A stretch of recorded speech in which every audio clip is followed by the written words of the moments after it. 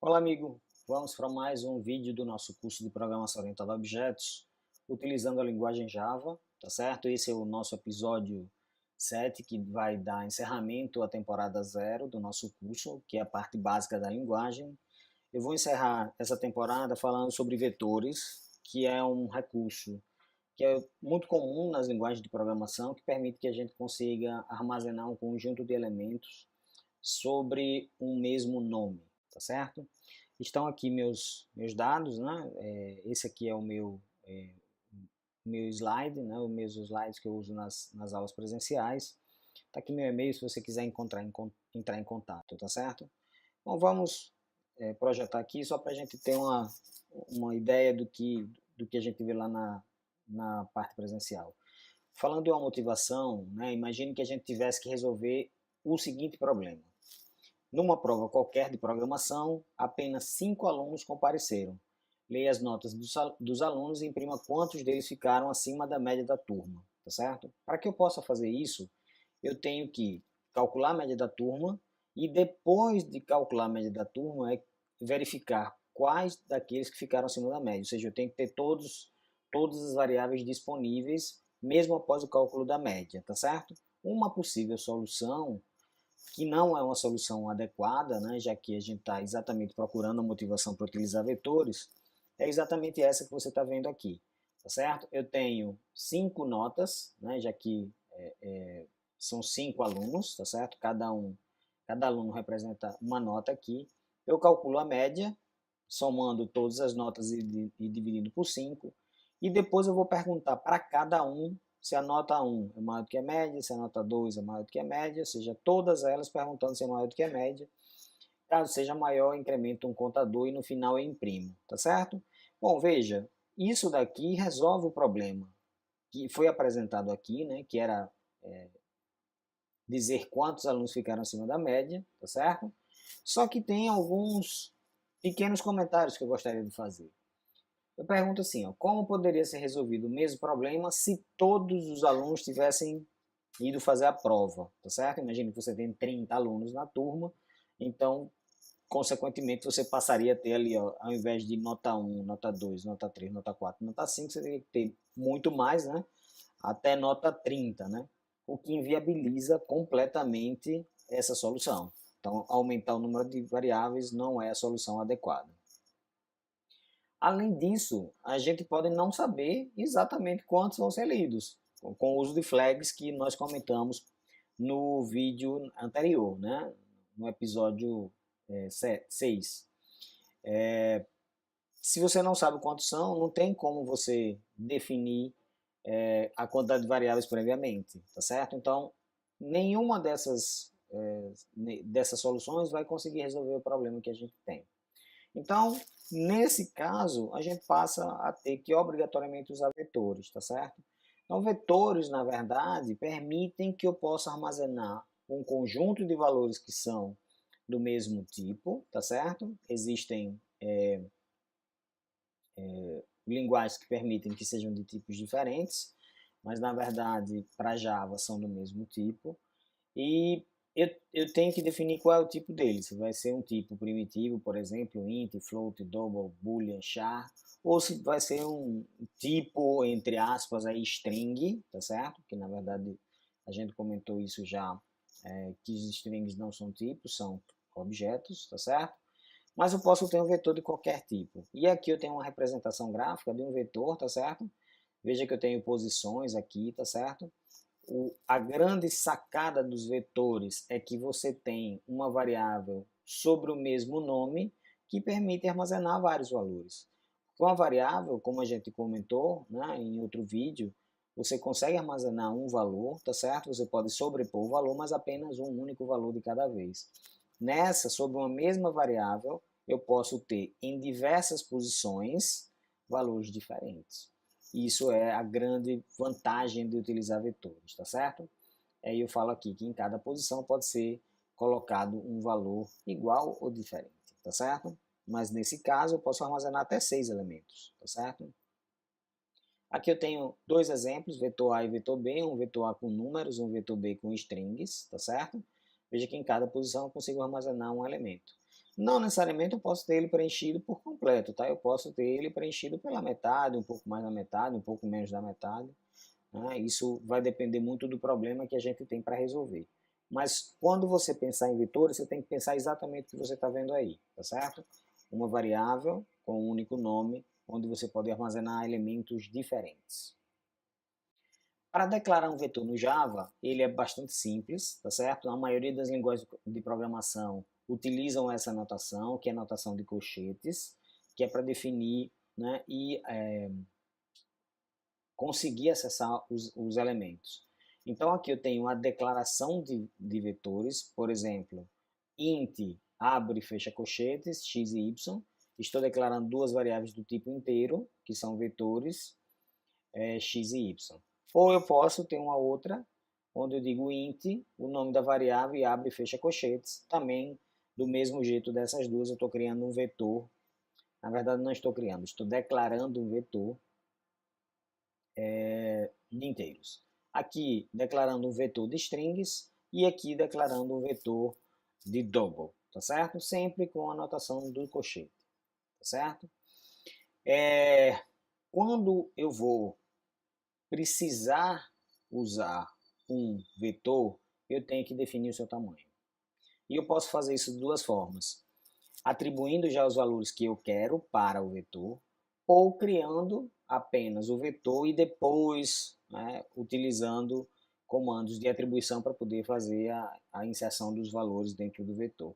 Nessa primeira linha aqui, ó, eu estou declarando o vetor de inteiros e estou dizendo que o tamanho dele é 3 e que nas posições eu vou armazenar esses dados que estão aqui.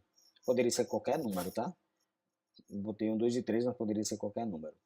Nesse outro, diferente desse, eu estou criando 10 posições, mas não estou colocando nenhum valor lá dentro. Quando você cria, dependendo do tipo que você tenha, ele já vai atribuir valores default. No caso dos ints, eu vou ter valores atribuídos sendo zero, tá certo? Então, eu estou criando um vetor de 10 posições, onde em cada posição eu vou ter zero, tá certo? Aqui eu estou criando também um vetor com 5 posições e também, né, já que é int, em todas as posições estou colocando zero. Ok? Bom, então vimos como declara, vimos como define seu tamanho, isso aqui é importantíssimo, tá certo? Não se esqueçam disso, esse new, tá certo? E a quantidade depois do tipo que a gente quer definir, porque senão ele não vai funcionar, vai dar erro na execução. Para acessar, também como qualquer outra linguagem de programação, eu tenho os símbolos do colchete, tá certo? Entre os colchetes eu vou colocar um número, que esse número representa, como eu coloquei aqui, ó, o índice que eu vou querer acessar, tá certo? Então aqui, ó, int k igual a 1, 2, 3, eu estou declarando um vetor que tem 3 posições e tenho 1, tenho 2 e tenho 3 lá dentro. Quando eu digo k na posição 1 recebe k na posição 2, um detalhe para a linguagem Java. O primeiro índice, eu estou até falando aqui, tá? O primeiro índice, ele é 0, tá certo? Então, essa é a posição 0, posição 1, posição 2. Ou a gente fala índice, né? Índice 0, índice 1, índice 2.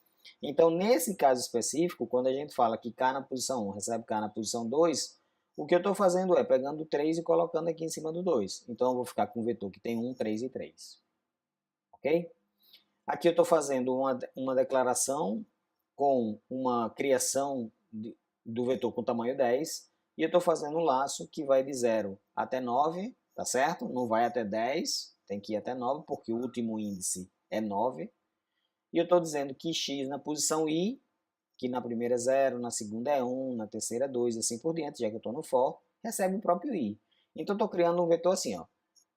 Na posição 0 tem o 0, na posição 1 tem o 1, na posição 1 tem o 2, na posição 1 tem o 1, na posição 2 tem o 2, na posição 3 tem o 3 e assim por diante. Tá certo? Aqui poderia ser qualquer coisa. Ok? Então, para acessar o elemento, uso colchetes e dentro do colchete eu coloco qual é o índice. Tá certo? Como eu falei, o primeiro é 0. Agora, o tamanho do vetor é dado por um atributo que se chama length. O length, em inglês, é tamanho, tá certo? Então é exatamente isso que ele representa. Qual é o tamanho daquele vetor? Aqui eu estou colocando que se eu tentar acessar um índice que está fora do tamanho do vetor que foi gerado, uma exceção vai ser disparada, tá certo? Então a gente tem que ter muito cuidado, porque se a gente tenta acessar fora da faixa, eu vou ter uma exceção sendo disparada. Aqui eu estou criando um vetor com 3 posições, tá certo? 1, 2 e 3. E eu estou fazendo um laço que vai de 0 até o tamanho do vetor.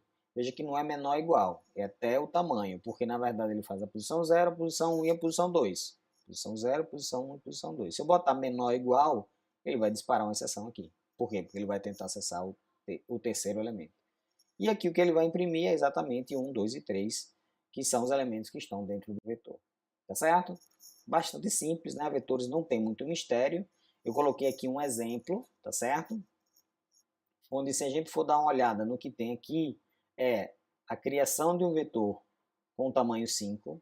Eu estou fazendo um laço e pedindo para que o usuário digite os números, então ele entra com os números via teclado, tá certo? Então ele digita os valores, ele digita o que ele quiser. Opa, desculpe, acabei passando aí de forma errada. Vamos de novo. Vamos voltar aqui. Aqui.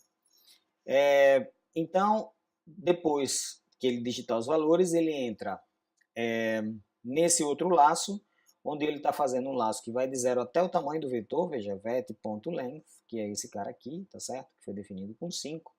E aí eu faço soma, recebe soma mais vet na posição i. Então, o que eu estou fazendo é somando cada um dos termos do vetor e deixando ele dentro de soma, ok? No final, eu quero calcular a média dos elementos. Eu pego a soma, que foi calculado aqui, e divido por vet.length. Então, para que eu acesse o tamanho, né, veja que eu tenho que usar a notação de ponto, tá certo? Aí depois eu digo, ó, a média dos vetores é média, e o vetor na posição 3 é vet na posição 2. Ok? Então, muito simples, tá certo? Vetores não tem nada demais, é realmente bastante tranquilo trabalhar com vetores em Java. Eu estou colocando aqui 3 exercícios para que vocês possam treinar um pouco, né, a utilização de vetores na linguagem, tá certo? Na verdade não são 3, tem mais esse aqui que intercala 2 vetores para gerar um terceiro, e tenho mais 3 aqui, tenho 7 exercícios, tem muito exercício para poder fazer, tá certo? E é só, na verdade, né? Como eu falei, vetores é um assunto bastante simples, tá certo? Qual o segredo para aprender vetores em Java, né? Na verdade, não tem segredo nenhum, é você praticar esses exercícios que estão aí, ou vários outros que você pode encontrar na própria internet, tá certo? Para poder, na verdade, você ficar bem treinado na utilização de vetores, porque a gente vai utilizar em alguns momentos lá na segunda temporada, que é a parte de orientação a objetos. Bom, pessoal, fico por aqui. Espero que vocês tenham gostado dessa primeira temporada. Assistam, né, que já tem alguns vídeos da segunda, tá certo? E se você tiver alguma dúvida, é só deixar seu comentário ou mandar um e-mail que eu respondo assim que puder. Então, até a próxima temporada.